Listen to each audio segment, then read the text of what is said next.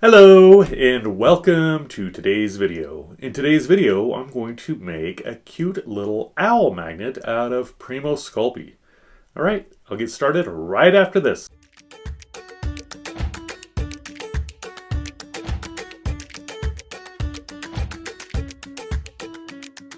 Alright, I think I have everything I need for my little owl magnet. I do have a few reference photos of some cute owls on branches, so that's kind of what I'm going to go for. I have some paint and some cabochons I'm going to use for the eyes after it's baked. And then I have my magnet and my super glue to attach after it's completely done. My tools, and I have some brown for the branch, some white to mix in to lighten up the brown a little bit with it's a white glitter. I'm also going to mix this in for the belly, orange for the feet. I have blue glitter and bright green pearl I'm going to use for the actual owl. All right, let's get this started. I'm going to put the little owl on a piece of paper so it's easy to move around. And let's see, what do I want to start with? It's going to be obviously a non-traditional colored owl. The orange is also I'm going to use for the beak. I didn't mention that. So let's do a mixture of this blue and this green for the body. So I'm going to soften up each one and then I'll mix them together. So I'm really liking this. It's kind of a marbled effect. So I am going to separate this. I'm going to try to do the body and the head out of what I have mixed up here, but if I need to, I can mix up some more. The only thing when making magnets is I've got this magnet here, so I want to make sure that my owl sculpture is bigger than this, which isn't a problem, but just something to keep in mind. You don't want that to be showing through. So I think that looks like a good shape for the botte. I do like that. I can bring in my cabochons to see if these are going to be too big or big enough, and I think that'll work. So I'm going to push up on the underside of my little owl because I'm going to make my branch for him to sit on. So I like this, but I wanted him to have a little bit lighter belly. So looking at my reference photos, this is what I'm talking about, how I want it to be a lot lighter. I want to do this really thin so then I can blend it in. So I like that, and I'm just going to blend this in this way. Like I said, I'll add some more details once I get it all the shapes sculpted out, but I'm already really liking that. So now I'm going to do the opposite for the wings. I'm going to have them be more of the blue and less of the green. All right, so now I want to divide this up into two pieces since owls have two wings. So now I'm just doing a teardrop shape, and they don't have to be perfect. My wife always tells me things in nature are not perfect. Maybe I should make the wings a little smaller. So let's see if I can trim these up just a little bit. Bring this guy over here. That's looking ugly. Poor owl. Why? Oh, I like that better. Okay, so I want to try to have them match a little better. I don't like that point for the wing. It's not a stabby tool. It's an owl wing. Yeah, I still think these wings are too big. Maybe I need to have, see, he's got some crummies he got picked up. He got dirty bird. I do like that. Maybe I should have him waving. Yeah.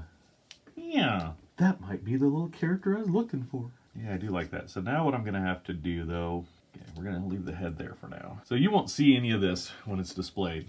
So I don't care how ugly it is. But what I can do is take the ball tool and come in and smear that so it blends it in and helps it adhere to the body. I like it.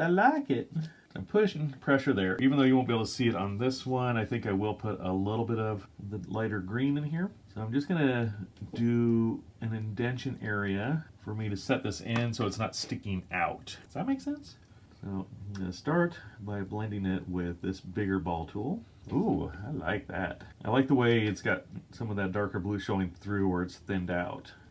So I'm just going to place my cabochons, and I'm going to press them in. And I'm going to leave them in while I'm sculpting, and then I'll pull them out and paint them when it's baking. So then I'm going to do an indentation for the beak. Now we're going to roll this out into a snake of clay, and I just want a little bit at the top. Get that blended in. So I'm gonna bring my snake of clay around his eyes. So now I'm just gonna take my ball tool and spread that out. Happy little owls. Wait, I think that's already trademarked. I did want to kind of give them the little ears that some owls have. So I thought maybe these little sections I could just hint at those little ears. Don't quite have enough scraped off in that area. So let's take my little ball of scrap clay and see if I can make his ears and make them look like they belong. Alright, I'm going to make a little bit of a square, maybe a rectangle. And I'm going to do an indentation in the middle. Cut that in half. Bring that to a point. Give those a trim. That just might work. Just give them a little texture so they look like they belong with the rest of the sculpture. And now I'm going to take my green and mix it with some of my white glitter. So I've got that mixed together. I want to give him a little tuff on his belly or on his chest. Seems like rows of little fetus. I didn't like how the ears look like cat ears. So looking at my reference photo, I'm going to adjust them. Because they're more ridged up just at the top here and not at the sides like you'd see the edges of a cat ears. Oh yeah. I think that's doing all right. This in. He's starting to look angry. I want him to look angry. Mr. Owl, why are you so angry? Just going to mark where I want to put the feet so I can make sure that I get this kind of hanging over so they stick out over the branch. Alright, before I start on the brown, I'm going to wash my hands. They look fairly clean, but they got some stuff on them. And then I will take my brown and make my branch. So I'm going to take a little bit of my white glitter and my raw sienna, aka brown. Mix these together. So this is just gonna go off into space on one side because I'm not doing the tree. It'd be a ridiculously huge magnet. Gonna do it like that. I think that kind of ties it in. Bring in that little piece there. And since I have some left, I'm gonna go ahead and have a branch coming off. Just add some little textures.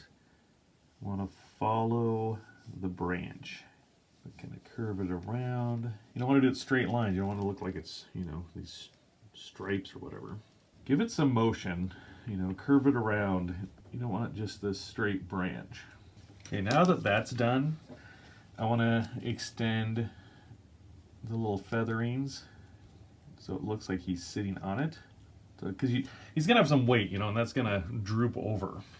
But I want to do those before I put the feetsies on, because the feetsies are going to block my ability to get some of this. Alright, I think I'm happy with the feathers hanging down on the branch. Now to make his beak and his feetsies, and then pop his eyes out, and he'll be ready to be baked. Just going to soften up some of the Primo orange. So now that I've got this softened up for his beak, I'm going to roll it into a cone shape, then just bend it down a bit. Alright, now on to the feetsies. So basically, you need to make the little, something to stick these on. You know, like the legs. That's what feet go on. You learn something new here. You probably didn't know feet go on legs. And owls have legs. Never stop learning. So I just want this to be a little stumpy leg that I can attach my feet to. You won't even see them. And then I'm going to do the middle of the foot and then add the two toesies on each side. And I'm not putting too much detail into them. And they can be flat on the other side because I'm pressing it against the wax paper here because I want it to be flat when I attach it to the legs. Cut it at an angle. Cut that one at an angle. I know, it looks like a mess now, but I think I can get it to work. Ah, my last toe. My toe, my toe. This one looks a little fatter. Alright, let's see how they look. I don't think that looks too bad. Just add a little textures to him. Alright, I'm going to go ahead and wash the orange off my hands and preheat the oven. So that way when I pop the eyes out and all that, that's warmed up. It'll be ready for me, but I am going to go through and just adjust a few of the details. Alrighty! Well, they're fairly clean. So, I'm going to pop these out. Oh, that wasn't that bad. I thought that was going to be worse. Do it around the same spot. Now, see, I've got a little indentation there, and a little indentation there. Well, let's try to make those intentional, and I'll just add some little indentions around it, and then nobody will ever know. except for everybody that watches this video. Throw them in the oven, and then we'll get the cabochons painted while he's baking. All right, so we have our little cabochons here. I'm going to clean them up since they're in the clay. Now, when you paint these for eyes, always paint the back side, the side that's against the sculpture, so that way that dome will distort that out, the painting on the inside, so it looks, you know, it looks more like an eye. So I'm just using an acrylic paint. Got way too much there.